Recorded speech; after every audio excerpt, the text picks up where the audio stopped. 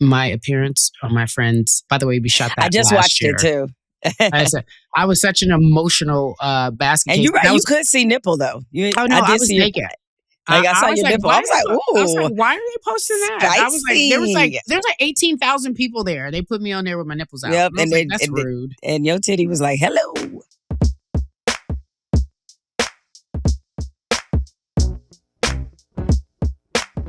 We begin the podcast now. I'm introducing everyone to Namaste Cari. Namaste Cari. I will talk like this the remainder of the pod. I don't believe you. I will remain calm and full of love. Because remember, that's the new thing that I asked you the other night when we were talking on the phone. I said, you know what I want, Jemele? I want you to pray for me. And I said, I want this softness to exude.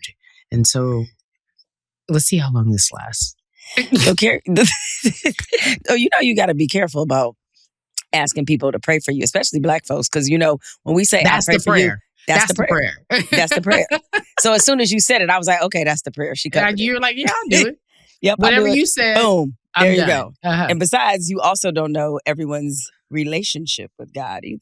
Well, he ain't gonna send no nasty prayers. That's the whole point of the sermon that I told you I was listening to. Yeah. Which sounded very good. By the way. He said you take specific people and you don't ask everybody. You think I'm just sitting? You think I went to Thread and said, "Hey, y'all, pray for me"? Not bad though. I mean, who knows? Yeah, who knows? You voodoo curses and things and such. Right. You don't know what people tossing up there. I don't know what you're right about that. So, friend, often, you know what we also don't do? Why I am Namaste.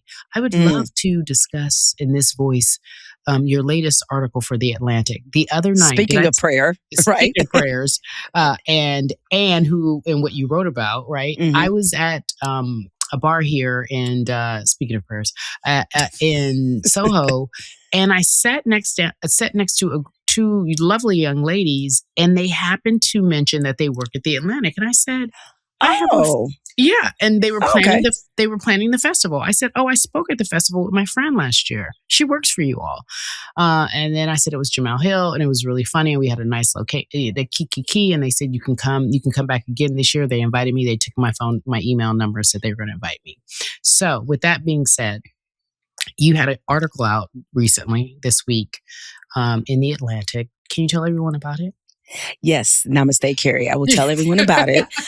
I wrote about Jaden Ivey, who has recently made headlines. He was waived by the Chicago Bulls. And what sort of precipitated it is that he was on Instagram Live and talking about how Christians are persecuted for being honest, in his opinion. They're persecuted. Everybody gets to speak their minds. Christians do not. He even used our former colleague, Stephen A. Smith, as an example, believe it or not, of someone. He's like, on First Take, Stephen A. Smith he essentially was saying, like, he gets to say whatever he wants. You know, when they do it, it's cool, but when I do it, it's a problem. And then he sort of segued from that into talking about how he was against the fact that the NBA has Pride Nights and how they are promoting homosexuality, which he stands in opposition to. And he's just like, it's against God's word. Same thing we've heard in Christianity and in religion forever. And so obviously some people looked at that as being anti-gay. And next thing you know, he got waived. And so all the headlines were Jaden Ivey gets waived by the Bulls after anti-gay comments. And he did a series of lives after that, after he got waived, sort of, I think exhibiting what I would consider to be some extreme and strange behavior. In his lives, he's like all over the place. And, he starts talking about how Steph Curry's not a real Christian and how LeBron and Jordan, them titles are not going to get you to heaven, as if they ever said that they would. It was just really just a ton of stream of conscious thoughts. And so a lot of Christians, especially those on the right politically, were saying he was being persecuted. And this is an example of the Bulls not respecting his right to religion. And so I wrote a piece laying out why that wasn't the case. And why he was not being persecuted. Yes, why he wasn't being persecuted. Because in my mind, as I point out in the piece, is that there have been a number of professional NBA players that have said anti-gay things. They've been fined. Anthony Edwards did. Rajon Rondo did. What did Anthony Edwards say? What did Rondo say? Well, he put and it that on. was a while ago, obviously. It was a while ago. And Anthony Edwards, he did it was a post on his Instagram page where I think it was like a man or two men that were dressed a certain way. And he basically said they look gay.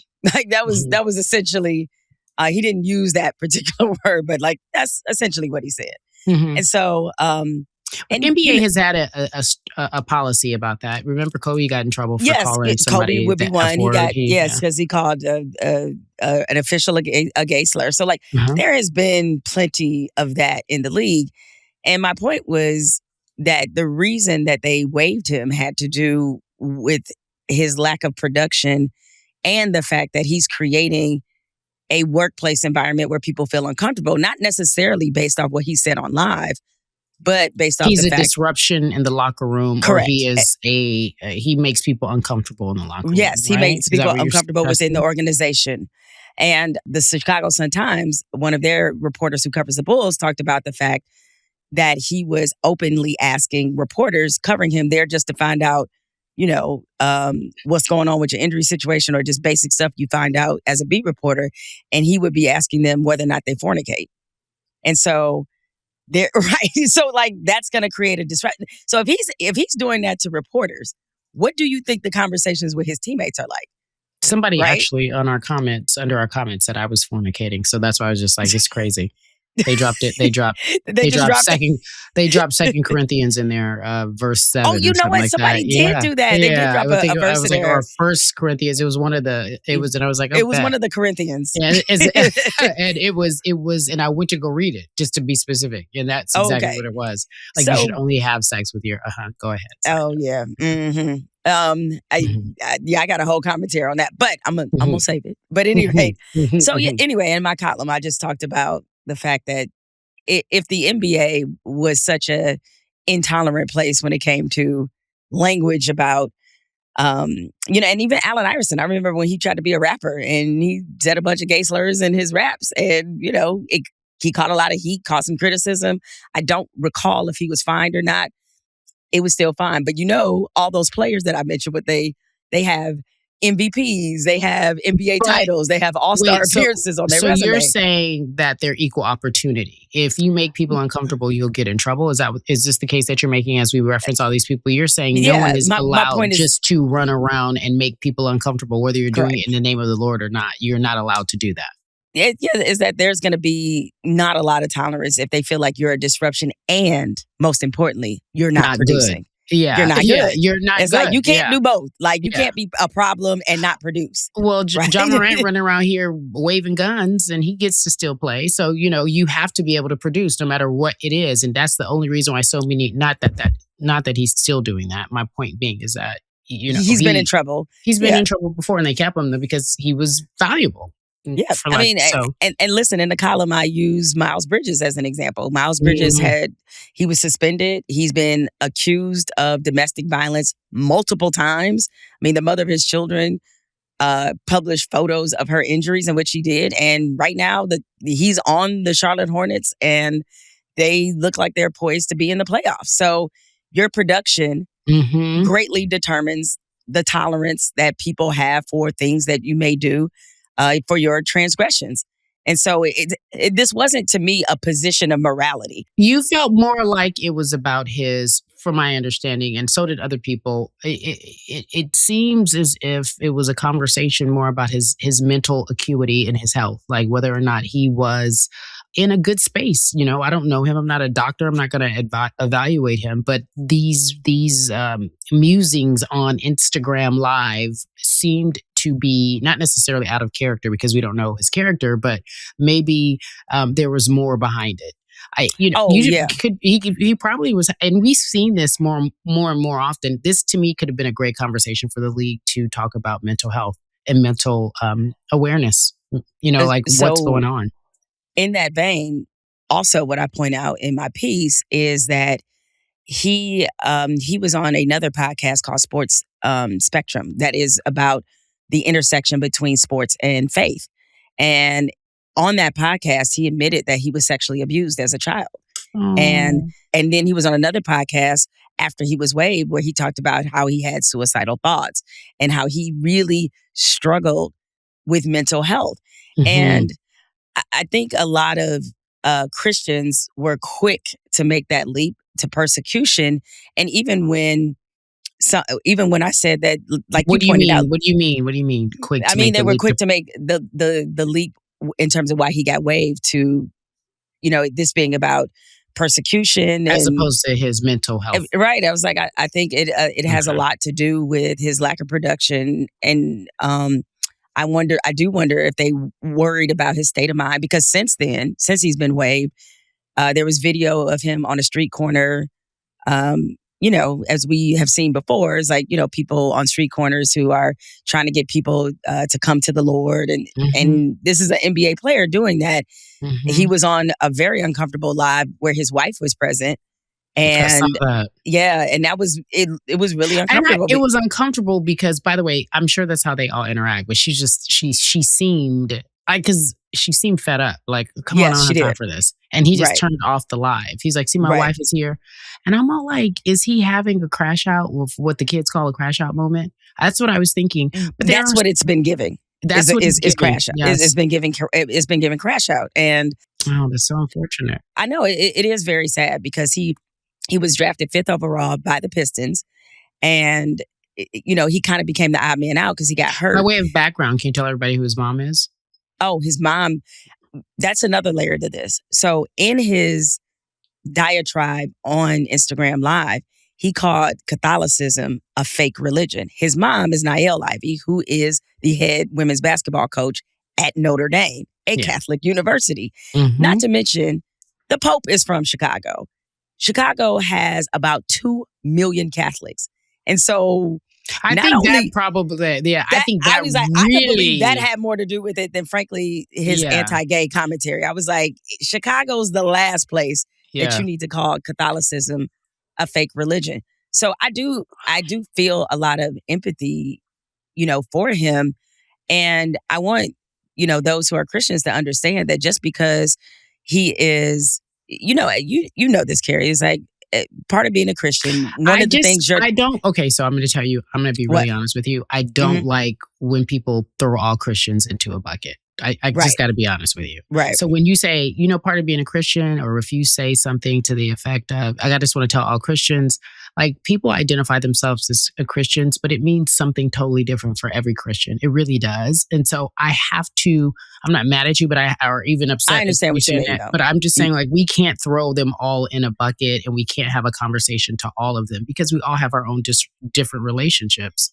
I do know where you're going with this, though. You're just saying in the idea of Christianity, this is what it should be. But I honestly, he calls himself a Christian. I call myself a Christian. I wouldn't behave that way. I don't have those same beliefs. I don't have those same thoughts. We're not all in the same bucket. You know that.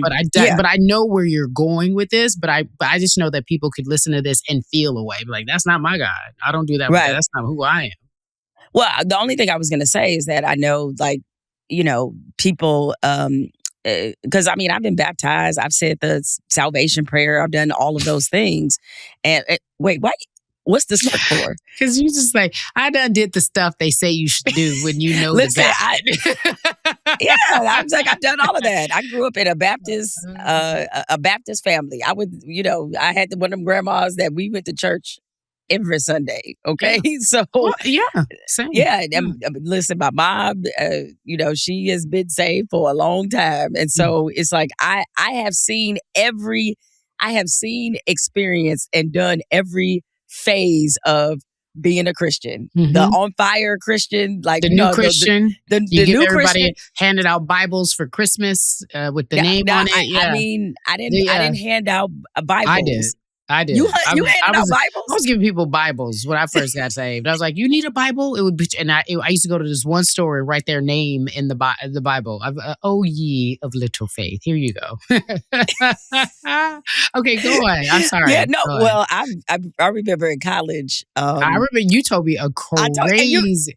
I was You like, didn't believe. I'll tell everybody, but yes, in college, I went through a period where I was celibate because. I want my spa water for this one. No, now you're gonna drink your little spa water. Yeah, I'm drinking my little spa water. You know, I got back into church, as they say, and it was a church that I was attending on campus.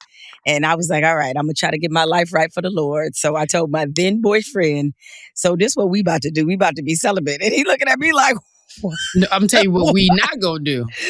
What? So I mean, I would say I feel like I did a good 4 to 5 months of that. Here's my thing. There are I'm not these, fornicating, of course. And there, look, if you read the Bible, we're a bit of a diatribe going off here. You read the Bible, yes, you are so to interpret it that way. There are things that are done, but I also believe all these the Baptists, the Methodists, the Kojics, like they put these man-made twist on it. And then that's when I really feel like, and I don't want to say this about Jaden, but I really do feel like people, I want you to have your own relationship with Christ. That's to me what Christianity is. And that is to be worked out on your own. It's not to be a series of rituals that you have to do that justify you or make you better. In fact, in my opinion, what Jaden is doing is just the opposite of Christianity. You're not supposed to persecute others. You're not supposed to say you're better than others. Right, because he's doing a lot of judging in his commentary. That's not what that is. And you're supposed to embrace and bring people in. But to your point, or not necessarily to your point, I wonder, I'm very curious about how his mother, who has such a high profile position, how she feels. Because imagine being in like your son you gave birth to, whom you love, I'm assuming, unconditionally, is also a professional athlete and perhaps struggling in a way that you can't help him because he's still grown in his own way. And it starts to look a certain way on you and what you do, right? Because people might be looking at her like, so he thinks Catholicism's a fake religion and you're the women's head basketball coach at a Catholic school. Like, it's so many layers to this story that I find fascinating. And she's, to my knowledge, hasn't said anything. I don't know if she's been asked about it, but she hasn't even said anything because it has to be an incredibly uncomfortable position to be in for her. Yeah. I mean, because at some point when she is in a public space, she's going to be asked about this. And yeah, if she would have made it further in the tournament, she would have been asked about it. She would have. Oh, for sure. Can you imagine that? Like, that would have been the dominant headline during the press conferences, is saying, hey, what's going on, with your son? And so I certainly don't want to make the mistake of trying to position being a Christian as some kind of mental illness, because it's not that. Oh, yeah. No. I think because I think that was a lot of the immediate sort of feedback when I said what you did. I was like, this feels like somebody who's going through an episode. And a lot of Christians were like, oh, so now being a Christian means you're mentally ill. I was like, no. Block. No, that's not what that means. I'm not saying that at all. Yeah. But I think we know what it's supposed to look like. And it ain't supposed to look like that. Even though I realize, having been deeply in the religion myself, is that they tell you you're supposed to spread the gospel, that you're supposed to bring people, to Christ. And I do know and have friends who have certainly, like you passing out the Bibles, who've been on street corners telling people why they need to be in the Word and why they need to come to Jesus. Like, I know people who have done that, and I wouldn't describe them as mentally ill. But this, especially given what he has shared about some of the demons he's been through, the private demons he's battled. Because he also talked about the fact that, he was addicted to pornography, and that he's given a testimony. And so it's allowing people to make conjectures and look into him in a different way. I get it. Right. I get it. Much like any sports league, the NBA is not some highly moral league. Like, they're in it to make money. They're in it to showcase the best talent. And by the way, who goes to work and starts preaching the gospel? Nobody. Let's just keep it plain. Yeah. We could go deep down and talk about him, but no one's at work the same way that you can't be at work and there's a lot of strong rules about what you can't do when you're at the workplace. And he was at work and he represents a brand, like when we were at ESPN, they were like, okay, so they done made a Jemele Hill policy. You can't talk about politics at work unless you're Right. Stephen A. You know what I mean? There are things that they don't want you to do in the workplace. And especially if it's a public or a forward-facing position, you do represent something. Like I know people who work, like my friend works on a Today Show. They talk about her hair all day. They're like, you can't wear your hair like that. You shouldn't. Like there are specific obligations and responsibilities that come with these forward-facing jobs. And he violated it. And so it might be a moral clause, who knows? But he made them look bad. And he also wasn't playing well. Yeah, it's not so much even a moral. I think more it was a combination of the Catholicism, I think, just from listening to what you have to say. And he wasn't playing. Like he wasn't great. Right. And so And they're he like, wasn't okay, playing. he wasn't worth the value. Like he wasn't worth the value. I think, speaking of value, like, do you mind if we do a hard turn? Unless you have Sure, something let's else do to a add. hard turn. Let's Mhm. do a hard turn here. Speaking of value, and our girl is to me, this was a great value trade for the Sparks. Nneka Ogwumike returning back to the Los Angeles Sparks. I was excited about that. And Yes. listen, when I come home, because LA, for those who Look, listen, I'm going to take my boot courtside before you even better ask. take me I courtside got because you. LA is I still got home. you. Pop. Yes. Sorry, Coscarelli. LA is still home for me. And so I'm excited about being able to see her, although I do enjoy the New York Liberty. And our boss said that she's going to give us home opener tickets to see the Liberty. Oh, and they are really? courtside. So you got to come here. It's in May. It's Okay, gonna be I will May 8th. absolutely do that. Yeah. But I'm looking forward to seeing Nneka. That was breaking news. She gave it to her sister. Her sister broke the news, Nneka Ogwumike, Yes, who love works at to ESPN. see it. But when we were at Final Four, the night that UCLA beat Texas, and the Geno drama night, I was coming down the escalators and we saw Nneka. I And remember when we saw her. Yes. And we took a Mhm. picture with her. We had a hug. I don't know what I did with it, but she's been on this show and she says to me just in passing, oh wait, not that night. I mean, not that time. I saw her a different time when you were upstairs canoodling and talking to everybody. Canoodling as in just smoozing around. Nothing I was bad, like, don't be Ian. just throwing out the word Nothing. canoodle. Sorry, like, I was not canoodling. She was hanging out with the gal. Sorry, Ian, wrong word. But I saw her with her agent, and she said to me in passing, she's like, I might be in your hood soon. And I just looked at her. I was See, like, Carrie, she was trying to give you the scoop. right, but I don't think she knows that I go back and forth. And so I was like, I live in New York. Are you going to be in New York? And she goes, yeah. I was like, yeah. And I was like, oh, wait, if she goes to Liberty, that's going to be crazy. That's the first thought I had. But then today when I saw this, I was like, oh, she meant LA. So congratulations. That's great. Yeah. Because, I feel like before the league was in this space where everyone is paying attention and watching, when the Los Angeles Sparks, it was Candace Parker, Nneka Ogwumike, a couple of other players that were on there. They were good. They won a chip, by the way. They won a championship. They won a championship, and I thought it was a really, really special time. It wasn't getting the attention that the league wasn't getting the attention that it has now. But her message was, "I said I'll see you later, but I'll actually see you soon." Like when she left, I thought that was really, really nice. And she pulled a fake. Didn't she pull a deep fake on us? Because we thought she was going to Minnesota. Yeah, something with some balloons or something that some Because balloon the company. balloon company posted or something. I don't know the story. Maybe Buff can get it for us.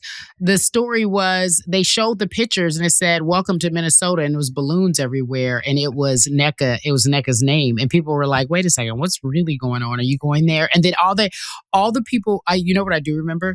They posted. Cheryl Reeves's quote when she played Nneka. When she called her the biggest flopper in the league. And I was like, and that's about to be a new coach? I don't know how that's going to go down. Yeah. But I thought that was fun. I was like, well, anyway, congratulations. I think, 1, she's with her sister. 2, it's sunny.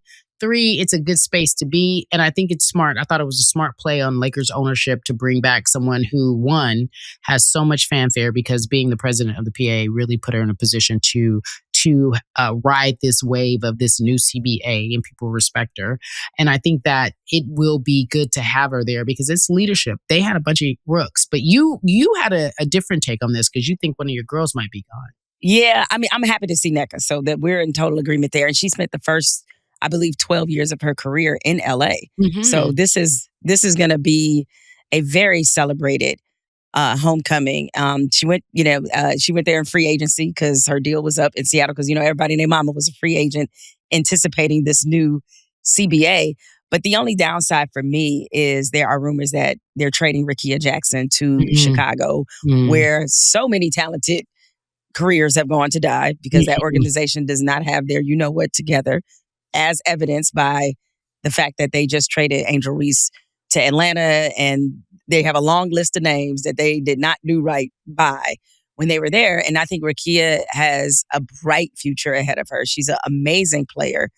But for LA to get someone like Nneka back, who is so much a part of their history, their legacy, is a big move. But I wish there was a scenario in which Rickea could learn from somebody like Nneka. Because the Sparks team, they got Kelsey Plum. They have Cameron Brink. They have Cameron Brink. Cameron was injured. She was. They have and Kelsey. She's very, very talented. Yeah. Yeah. I think they just need that. They need some leadership. They need a veteran presence. They need, and not that Kelsey is not. She's mid, right. But I wouldn't say veteran presence for her. Kelsey's a good. How long she been in the league? 5 Oof. years, 6 years. Kelsey Plum? I feel like it's longer than that. I don't know. I feel like in 2022, but she's won titles. Like she is. Yeah, she's definitely a vet. So yeah, she's been tested. I battle tested. I would say that. Yeah, she has been battled. But Nneka's a. There's vets and then there's OGs. Nneka's an OG. You know what I'm saying? And so an OG. Yes, given her time in the league, we OGs. We OGs now. Yeah. Like we that's almost a step above auntie. And so we OGs now. All right. By the way, all in the comments, I love my aunties. I was like, did they just rename the show Aunties? Like, I was just like, and by the way, there's a long, when we have time, I'll do an oral history about the word auntie and what it means in the culture. But I just, because I was reading about it and I was just like, oh, this is interesting. It was a take. It was someone's take on auntie. But yeah, no. Congratulations to Nneka. I love this. It's going to be Buffy dropped in the chat what happened. Did you see it? It says it was a local Minnesota balloon company called Amazing Balloons. They posted a picture. Yes, they posted a picture of Tuesday of a balloon display at what looked like the Lynx practice facility with the letters saying "Welcome Nneka." And so the balloons, it was not an official announcement decision because I think there was a report that she may have taken a visit to Minnesota. She probably did. Yeah, that because she's being courted as a free agent. You have to, but she already knew where she was going to go. Where she was going to go. Yeah, you got to take all the visits. You got to do all the chats. You got to throw people off. But on her Instagram, I thought it was really funny. She made a joke of it, and she was like, "It's not my birthday." Like, and she had all the balloons in the background. She was just like, and then it was really cute. It was really cute because there was a lot of little buzz around it. And I was like, it made what free agency is. I can't wait to the point of when women's free agency is just as exciting as men. And you're like, who's going where? What's going on? It added some more drama and more storylines and other characters to this, which I always say I contend is great. Yes. And while we're on the topic of the WNBA, another congratulations is due to Jackie Young with the Las Vegas Aces. She became the first millionaire, the first $1 million player in WNBA history. They signed her to a 1-year, $1 million deal, which means, Jackie, if I see you out here in the wild, you buying drinks on you.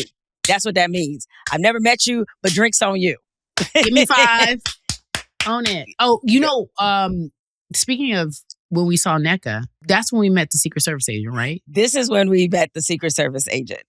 We have to give you all an update on the Secret Service agent. Oh, we got an update. Do you guys know? I want to tell everybody who's listening because they were like, Secret Service agents are the worst. Buffy went and found his name. It wasn't him. She thought it was his name. She thought it was his name. By the way, we still don't know his name. And do you remember that I called him Baltimore? I was like, he's from Baltimore. Right. You had that correct. I was like, he's from Baltimore, but I don't know his name. I said, did we say, does he follow you? We said something to that fact. Then after the show, was it right after the show? It was, or was it? It was pretty close to after the show. He was in her DMs. He DM'd me. Secret Service man DM'd Jemele. He sure did, and I could not believe he had the audacity. He had the audacity to DM me after he tried to get away with lying to my girl. And he essentially was like, okay, so I'm He going has to watch the pod. He has to watch the pod because he signed it Baltimore. I'm giving it all He away. did. Jemele about to tell you, but he has to watch the pod. He has to. We his talked word about you must now, have gotten sir. back. Yes. So Go he on. was like, it was great meeting you. And he said he apologized for not sharing the fact that he had been a fan of my work for years. And he said, tell Miss Lil Outside Too Single, thank you. And I thank you for vouching for me. The vibe was real. I'm sure we'll cross paths again. My immediate response was, well, I appreciate you reaching out, but what I don't appreciate is you being married and trying to holler at my friend. Yes, she told me it's not a good look. and he DM'd me back and said that he understood. He said, too old to lie and not enough time to explain beyond a yes or no answer while walking. I heard the conviction in her voice, so I was direct. Accountability matters. I appreciate y'all. Liar. Okay, If so there's one thing a man will find. is the hold on. Let me get this audacity out of the cushion.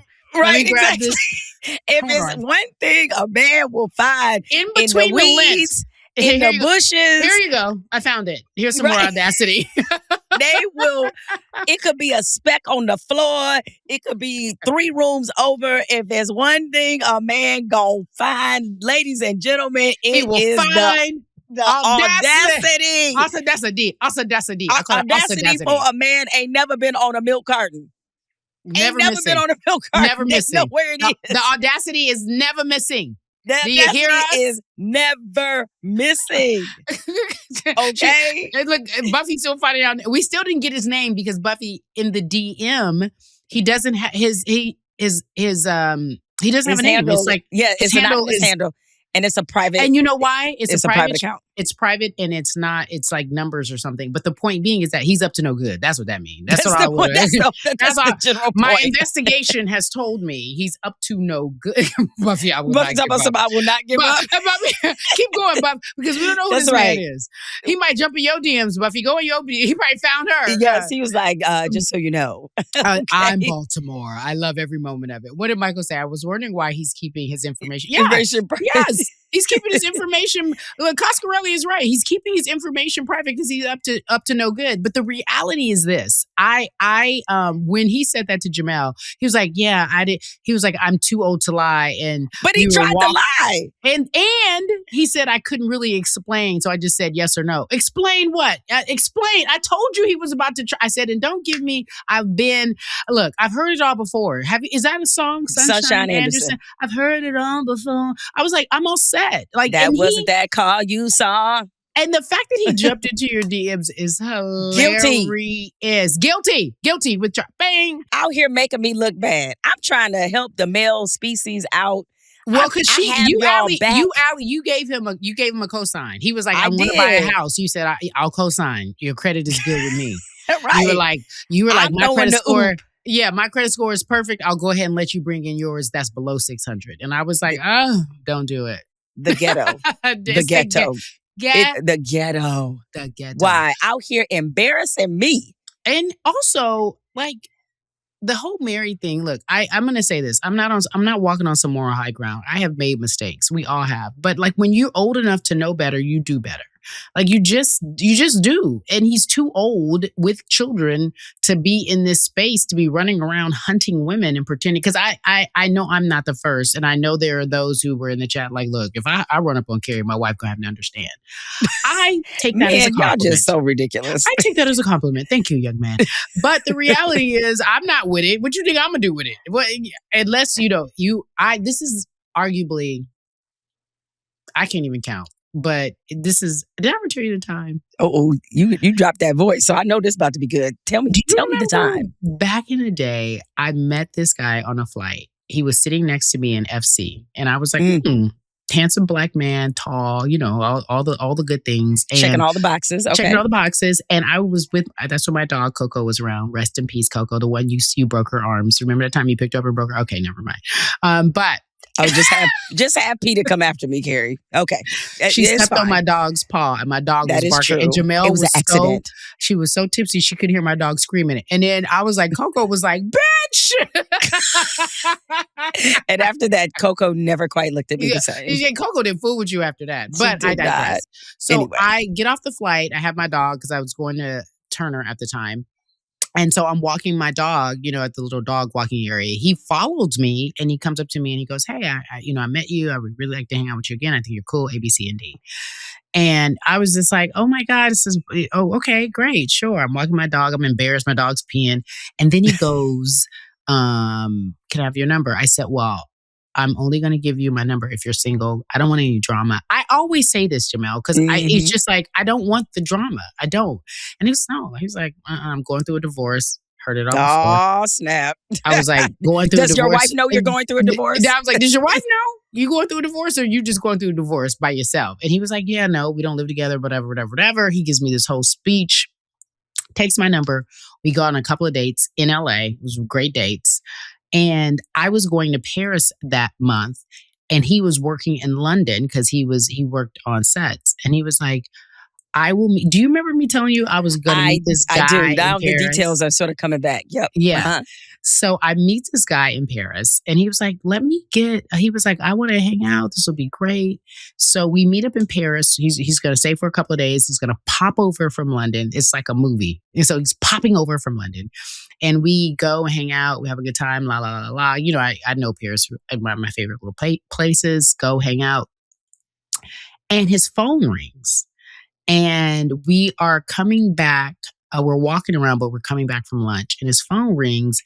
And he's like, hey, let me grab this. It's my job or something. Who knows? He goes and talks. I don't care. I'm like, go whatever. Do your thing. So we're walking. And I guess perhaps his phone rings again. And somehow it's on speaker. And you could hear a woman saying, babe, can you hear me? Babe, can you hear me? And I stopped. And I was like, your phone, right? I don't like he could be dating anybody he wants to date. I don't know what's going on. I don't care about that. But then she says something that leads me to believe that's his wife. And I was like, is that your wife? Are you, what's going on? I thought you said you were in the middle of a divorce. And he was like, well. No. Carrie, what? I was like, sir. Child. He was like, it's the ghetto. It's singledom is the ghetto. And so he was like, well, we are, and we really don't talk, but we're trying to be, friends because we're going through this nasty divorce. And that's just her being kind to me. Hold on. Let me get this Audacity. Girl, go find it. Go find it. I know. My thing came out. Hold on. What? Let me get it back here. Here you go. I found it with the lint. The hair and the lint. It's right here. Oh my gosh. Girl, he lied. He lied for 20 minutes and I didn't even care about it anymore. I was just like, okay, sir, never mind. And so I was like, never mind. And then he went back to London. It was no big deal. But I was just like, never mind. And then, but he still kept texting me and I was like, okay, I'm gonna have to block you if you don't stop. Still trying to be my friend. I was like, I don't have the energy. This was years and years ago, guys, but it was so funny because I was like, what happens in the dark comes to light. You can't. You are absolutely right. What you can't, like, I just want them to know that. Like, you can't ever get away from that. Like, what are the odds that while he's hanging out with me, his phone accidentally is on speaker and his girl calls or his wife calls? The Lord calls? be letting you know. He was like, run. Because, where the evil lurks. I know. And then, speaking of what happens in the dark comes to light, it made me think, again, to your point, like, what if his wife rolled up on me and just started trying to fight me, thinking I knew that he was married or whatever, or somebody caught us, took a photo and was like, oh, that's John, he's married, because he was an actor. This is a part that I didn't put in. Oh, girl, I didn't put that part in. Like, and go on. No, I'm just like, he's an actor. It's like, dude, you're like people know you. Like, what are you doing? And you're doing this and you're famous? Yeah, I was trying to some level of fame. Some level of fame. Yes, some level of fame. That leads us to the conversation that I didn't want to discuss, but it leads me to also have her back, Diana Rossini. Yes. Somebody we worked with, somebody I would say we would consider ourselves friends with. Like me and Diana hung out many times when That's my girl. She makes me laugh. She's loved her personality. Love her personality. Do you want to give the folks at home what's going on with that? If well, they haven't been on I'm the sure interwebs? a lot of people have probably seen the photos by now of her and New England Patriot head coach Mike Vrabel. I mean, clearly they have a rapport. Like clearly they have they're friends. You know, we don't know much beyond that. And you know, I know that everybody's playing the photo police and saying like, oh, you know, here they are lounging together by a pool. But apparently it was at a resort where these photos were taken that they clearly did not know about. And it's one photo of them next to each other in a pool on loungers, and another one of them appearing to be on some kind of rooftop where there's like some hand holding and then there's a hug. And, you know, people have run away with this. And all of a sudden, it's the trial of Diana Rossini. Because really all of the criticism, all the hate is all being put in her direction. Like very little on Mike Vrabel. They both have released statements. They said the photos were totally innocent, that this is not I don't think what you guys think it is. Okay, so I know you might disagree, but I saw an ass out hug. You know those hugs where you just right, like well, you don't get the forward. You don't get the breast. You don't get the whole thing. right. You kind of push it. And the church hug, as they call it. I'm also investigating the photos, and she kind of like had her hand, not like she wasn't like hugging him like this. She kind of like had her hand out. I'm like, hey, bud. Like I felt that's the energy it was giving me. And then I kept looking because they were sitting at the pool together, and maybe they're closer. The pool in the friend photo group. didn't really bother. Yeah, she was sitting. She was like this. So that means they're both in loungers. Like they're, you know, it's not really anything. Her arms were crossed. It wasn't like they were like, I love you, I miss you, you know, whatever. It didn't, and him holding her hand like that, yeah, maybe. That the interlock might be an issue. The interlocked hands was, that was a little odd to me. Yes, that was a little odd. But what I will say is that I felt like, why are we asking about as someone else has mentioned, the private investigator? Because that's a setup. Those photos were a setup. So TMZ reported that they had also been shopped the photos. The New York Post wound up breaking the story. This was a Page 6 story. And TMZ said that the person who was shopping them the photos was asking for, I think they said 4 figures. And so to your point, it leads me to believe that somebody knows about their friendship or suspects there was something else going on or is targeting one of them. And my suspicion would be Mike Vrabel, just because he's the NFL, head coach. Yeah, no one's just like, was in the Super I'm Bowl. looking for Diana Rossini of... Correct. The Athletic. Of The Athletic, right. Yeah. Exactly. So it feels like very much whatever was going on was aimed in his direction. And, I'll admit that, I said this on my YouTube live yesterday, is that, like, no question that if my husband saw these photos of me with a quote, it's a source, problem. We boxing. We gonna have a real conversation when I get home. We like rumbling when we get home. We're gonna be rumbling, and vice versa. Or if it was vice versa, the door would be locked. We gonna have a conversation. But all that being said, I find the conversation around this about that, because all of a sudden, social media becomes the best detectives in the world when it's a mess. And suddenly people are pulling old clips of things she said about her husband, things she said about, dating. And I get it. These people don't know Diana. You know Diana. That's her personality. What she said about her husband is completely in line with her personality. And totally. But let's just community note here. Like, she's very sarcastic. She loves to have a good time. She says, correct. It's the way we are on the show. If you don't know me and you watching this show and you pull clips, you're like, Carrie been dating forever. She ain't never had no man and da-da-da-da. I'm only giving you guys entertainment. Like, right. I am not giving you the real deep moments. I'm telling you the truth, but you're not getting the real of all the things because y'all don't deserve that. But to your point though, Carrie, doing. Yeah. If you let's say you were in a relationship and you had a public breakup, people would pull clips from this show and be like, "See, that's why Carrie ain't got no man." This is why he broke up with her. This is why he broke up with her. Like, they would totally do that. Yeah. And it's like, same with you. If something with you and Ian, they'd be like, "I knew Ian was," or "I knew she was." I knew that this based off this, and like you're right. Like we're authentic and we're genuine, but you're still only getting a version of what we want you to see. And like Diana, it is like the way she used to imitate her mother to me would just destroy me, because like her mother sounds like a real character, that kind of thing. And so people are pulling like things she said on social media. Like somebody said, you need a boyfriend, Diana. And she was like, I know, I tell my husband the same all time. the time. Or my husband's really average and I don't really, he's not spectacular. That's why I don't post him. But you're talking about him on live television. You clearly have a husband. She's like, stop it, knock it off. Right. And so I hate that this is all of a sudden to people become exhibit A about, oh, well, we knew she was going to be somebody who might be out here cheating on her husband because she humiliated him often in public. And I'm like, guys, like, I just don't care. I got to be honest with you. That's why I was hesitating to have this conversation, because the bigger conversation that I really wanted to have, I don't know what's going on. Neither one of us know what's going on. And they have denied it, and good. Leave it there. The bigger conversation is, I feel like people are so quick to say women in this business are sleeping with everyone. That's just the easy default. But I'm all like, they ain't sleeping by themselves. What about the man?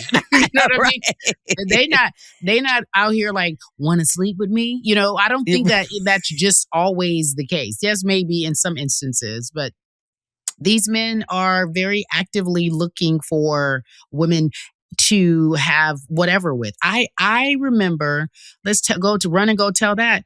I used to remember some of those analysts would be like, oh, we come here on the weekends to get away from our wives when they had to come work in Bristol. Like, you know, they had to, it has been a long running problem, not even a problem. It's been a long running issue that I think networks have had to deal with, because these men and women sometimes find themselves dating. And so, yes, that might be true. Yes, they might find themselves in relationships. Some are easily platonic, some are not.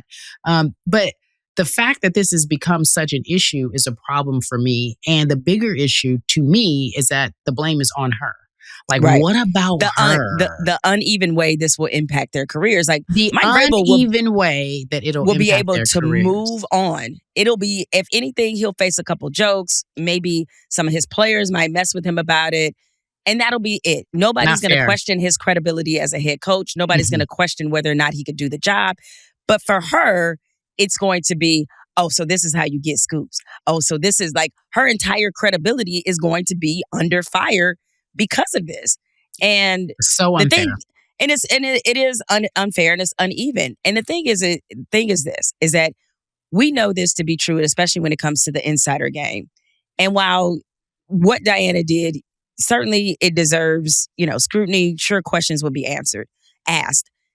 But the thing is, all of them engage in unusually chummy relationships with their sources. Men and women. Yeah. It's like there are insiders that go on vacation with coaches, or they take their wives, families, they take their entire families on vacation with these. Is that they at the barbecues together? Yeah. Right. Like, they're having drinks, they're drinking buddies. Some of them have chased women together. All right. It's like, that's how they become people that, get told information. I'm not saying everybody, but what I am saying is that the disadvantage that women face in the business as they're trying to develop the rapport in those relationships is that if I am at a bar and I'm having, drinks with Mike Tomlin, people going to run away and say like, ooh, she's sleeping with Mike Tomlin to get some scoops. Meanwhile, Adam Schefter can do the same thing, and and nobody cares. And it's like, it's a very archaic mentality. It's a double standard. It's that such happens a double standard in the business all the time. It's like people are saying, people just judge how a woman looks and whether or not, they hold that up against her ability to do the job, when it's like, hey, getting people to tell you information is actually a skill. It's a skill, and it doesn't always. By the way, not for nothing. Let's keep it highbrow, but not for nothing. What if these men are attracted to her? So what? And that doesn't mean that there are decent men who aren't cheating on their wives. They might want to be friends with this person because they're curious about them. And they're like, oh, I like the way that this person reports. Maybe I do find her attractive, but I think that she is credible. I've read her work. Right. She's a good, like, I don't want to keep it, so like out of the frame and realm of possibility, but it's not like that's the only thing that is happening here. Many things can be true in these instances.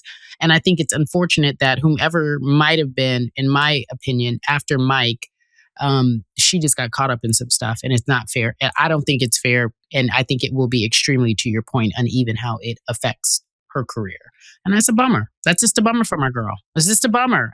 It really is. And now you can't go nowhere. She at home uncomfortable, can't sleep, got to explain to her husband, I mean, I don't even want to know what's going on. I know the block is hot at the houses. Oof, I'm telling you. In both houses, that block is super hot. But remember, I brought this up with Secret Service man. I was like, somebody has snapped a photo of why he's all kiki and all up in your face. And you have no idea that this man is married. And then all of a sudden the headline is, and why is he no DMs? Girl, think about that. Yeah. Why? Was he moving to you? Like, are you? He's like, well, I guess you're married. Maybe she'd be okay with it. You know, I'm like, what? Oh, hell no. They will find the audacity. Where is it? Let me look for it. Did you have it? Look behind the cushions of your couch. It's there. Because it ain't on the middle. Is it right there? Go right there. I saw it. All right. Yep. I see it right there on the ground. Bunch of Audacity. Get it right out of that lint, right next to in the computer keys where the lint is. Get it right there. I see it. Yes, you see the Audacity. You saw me also. I want to give a shout out to my girlfriend Bozoma St. John. She got engaged. Yes. Let's talk about it. Yes, friend. Let's talk about you being a part of one of my favorite reality franchises, Real Housewives. You're so silly. Check out the latest episode. You're so silly. Carrie Alice Champion is on. Now I'm Alice. The other day I was Renata, and now today I'm Alice. Now you Alice. It was Real Housewives of Beverly Hills. I had to make it a little more highbrow since it's the Real Housewives of Beverly Hills. She is on the most recent episode celebrating Bozoma being engaged. But first of all, congratulations to Bozoma and Keely. I think that she really, really, really found someone who loves her. And so I'm happy for her. And she is really happy. And then I will say this. We filmed that a while ago. It's so funny how reality TV works. We filmed that last year. And I was just like, God, it's just now coming out. I was just like, you guys, I didn't even know. I thought it had already happened. And so last night, my girlfriend sent it to me. She's like, look what's going on here. And I'm just boohooing and boohooing. Two reasons I was boohooing. I love love. And I was very happy for her because she was, and you probably couldn't tell from the clip because it was just a teaser, like what's coming up next season. But she was so genuinely surprised. She thought that she was going to have dinner with her daughter. And I thought it was really sweet. But I guess I was the only one crying. I saw Lael, my little niece Lael. She did a little tap tap. She's such a little lady. Like she's always such a little lady. She's so been a little lady since she was 7 years old, right? Lael's like this. She's tapping and I'm like, but it was also, I felt like, and I went back and I watched it and I asked my best friend, I go, God, I was so crying. She's like, what was you tapping into? I was like, shut up. I was crying because I was really happy Was that Kendra who asked you that?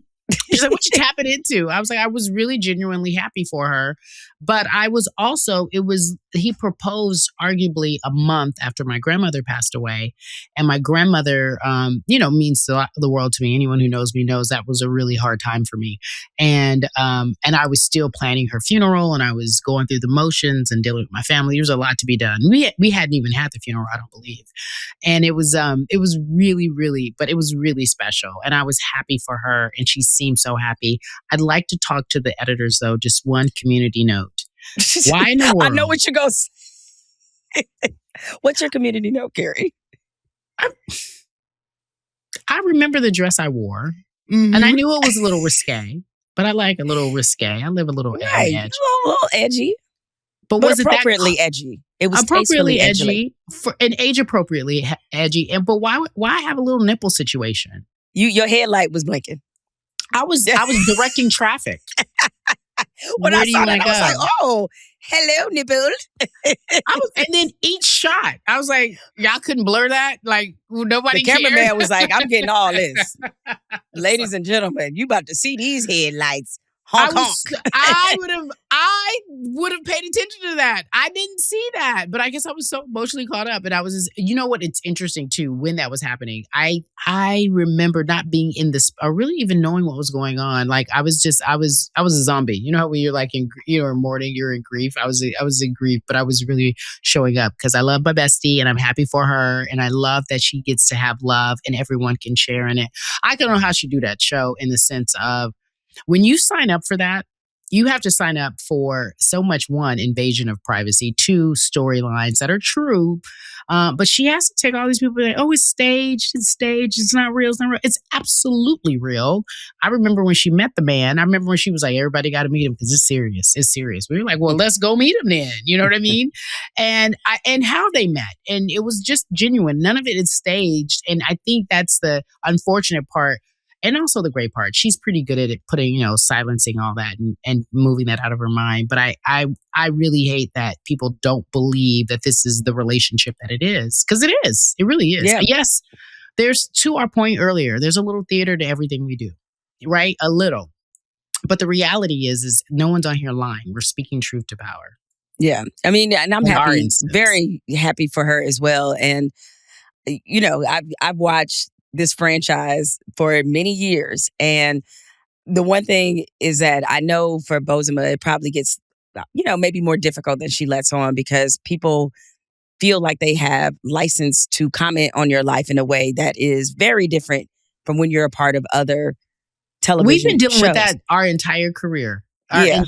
People comment, but those fans are intense on that franchise. Intense. They're much more intense. So they are there's shows, spin-off shows about it, but reality shows about it, and then you have to, in order to be on that show, you really do have to bear all. You do have to share things. You can't be on there cute and hiding. Everyone has been through the blender on that show.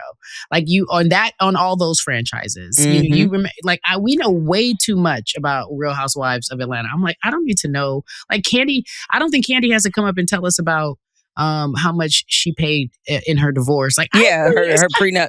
But it was a part of the show. It was a part of the show. It's like and she had the wedding special, and that was a huge storyline in that. So you wind up, unfortunately, by nature of the show, inviting people into spaces in your relationships that can wind up being messy. So I admire Bozoma because from a housewife standpoint, she's been able to protect a lot more than a lot of people have been able to do. And even she catches it.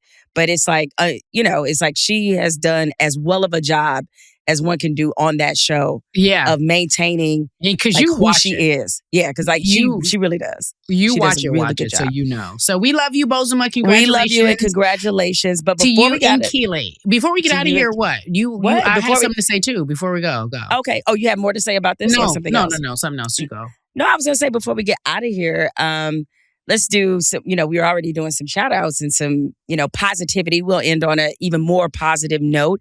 I wanted to let you know that yesterday, since this is Namaste Cari, the Namaste Cari era, that I spent some time yesterday with your fellow UCLA graduate or alum, Gina Prince Bythewood. Okay. We got an extended trailer. She invited me and several others. People, Lovey. She invited me too. I couldn't go. But you couldn't go. That's right. I think you told me that. So it's an extended trailer for her new movie that's coming out next year called The Children of Blood and Bone. It is based off a series of novels that were written by this Black woman that's in the fantasy space, which is very unique in itself. The fact that these were widely popular books. She did a conversation with our other friend, Nichelle Turner, afterwards. But this extended trailer, Cari, is phenomenal. Phenomenal. And I don't want to put too much on it, but I couldn't help but make the comparison watching it. But this feels like, this could be another Sinners in terms of how it resonates. Yes, because let me tell you about this cast for this movie. We got Viola Davis, Regina King, Idris Elba, Damson Idris, Cynthia Erivo. I mean, who else? Lorana Lynch. Who's that the Black guy, the other Black London guy? He's in. You know who I'm talking about. I'm about to look it up right now. Yes. Oh my God. I'm gonna blow how you pronounce his name though. You know who I'm talking. What's his name? I do. It's I'm looking it up right now. Oh, I don't want to because I'm gonna say it wrong. I'm gonna say his name wrong. But he was in Inside Man with Denzel Washington. Yes. What's his name? Is it? It's CH. I can't again. I don't want to mispronounce his name. But yes, he is in it too, and it looks like he's kind of a villain as well. Children of Blood and Bone. She took a lot of people from Woman King as well. She did. A lot of these people are from Woman King. Cynthia Erivo's in it. You mentioned that, right? Yep. Cynthia. Not Chetowell Ejiofor. No, not him. Yes, him. No, but that's who, I thought it was somebody else I was referring okay. to. But he's in the movie too. He's into it. I saw it. Yeah. It's gonna be everything. It's gonna be everything. It's your hall pass is in it. So you told your husband you wanted a hall pass with Idris. I did not tell him. I do not want a hall pass with Idris Elba. What he said when you said that? Oh, you didn't say that? Okay. No, I did not say that. Okay. She's like, don't get me in trouble. I did not say that. The guy who was in it, I can't think of his name. I was at Dumbo House, and he was like, oh, you know my producer. He was in and he was like, I was in this film, but I looked it up. I can't think of the guy's name. Anyway, congratulations to Gina Prince Blythewood. I'm excited about the slew of Black films that are coming out and the level. But she had a message for you, Carrie. Before you get to, she had a message for you. Yes, she would have put me in a film. No, that wasn't the message. Her message was because you have often given her a hard time about the fact that Love and Basketball, that Monica on Wright this show went to USC. All right, and she said that she wanted it to be UCLA, but your school said no. You know what? She was on my pod and we talked about this, my personal pod, Naked, and we talked about this and I forgot that she said UCLA said no. What a miss. Like, you know, I love my school, but what a miss. But I understand UCLA has a very, and they're loosening up, but they have a very uptight energy around certain things. And so, but they're starting to loosen up because they understand that they have to, you got to sell it. We in this era, you got to sell the it's like the prestigious school. Cause I don't know if you know this, it's one of the best schools in the country. It really I do know this. It's one of the best public schools in the country. You are not just putting on for your school. It really is. And so they have a very prestigious approach to everything. Like, I probably could have gotten, I don't know if you could have gotten into UCLA. I probably. Excuse me, ma'am? In fact, please don't let me rattle off my esteemed high school academic credentials. Go ahead and rattle off all the Mumford junk you want. I got into Michigan and Michigan State. I got into Michigan as well. I got into Berkeley. I chose UCLA. I got into everything. Don't even come at me. I'm sorry. Don't even come at me. You came at me. Okay.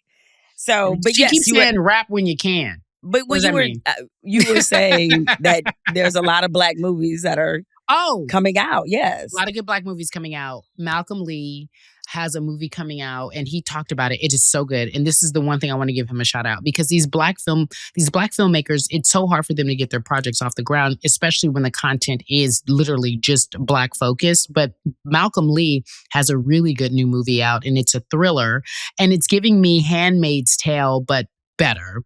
And I saw him at the LaGuardia Airport the other day. That is so funny. I love Malcolm. Shout out to him. Shout out to Malcolm. He's so good. It's called Strung, and it stars Chloe Bailey. And here's the thing: it's gonna be out. It's gonna debut on Peacock on June 26th. So it's coming out in just a bit. You guys got to watch it. It's so good.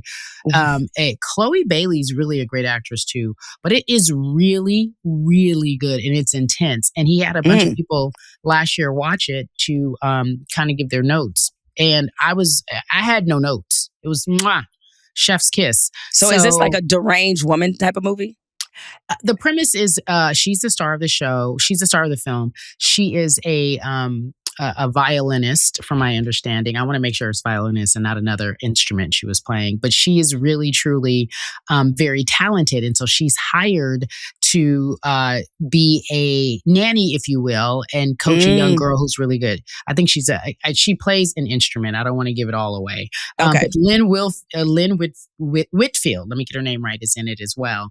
But it's really, so I know it's some crazy shit going on. You know, because Lynn is cuckoo-roo. And so she plays a good deranged woman. Not in real life. Yeah, I'm just saying. But yeah, and so it's, I mean, the way it starts, you're going to be like, oh no, I know you playing. It is really, really, really good. And everyone should watch it.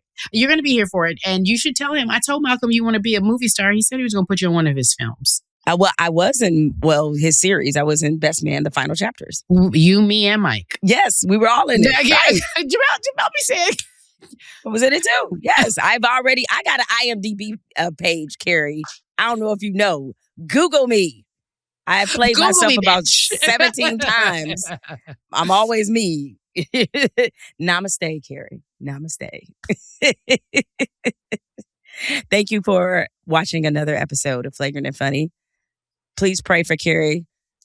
And that is the prayer. Don't if you don't if you a heathen. Actually. Don't if you a heathen. Yeah, if you a heathen, no, and especially not if you out here entertaining married men. Don't pray for Cari. We're gonna leave her in her comfortable state. Yum. Yongo renke kiki ka yongo. You know what? Get out of here.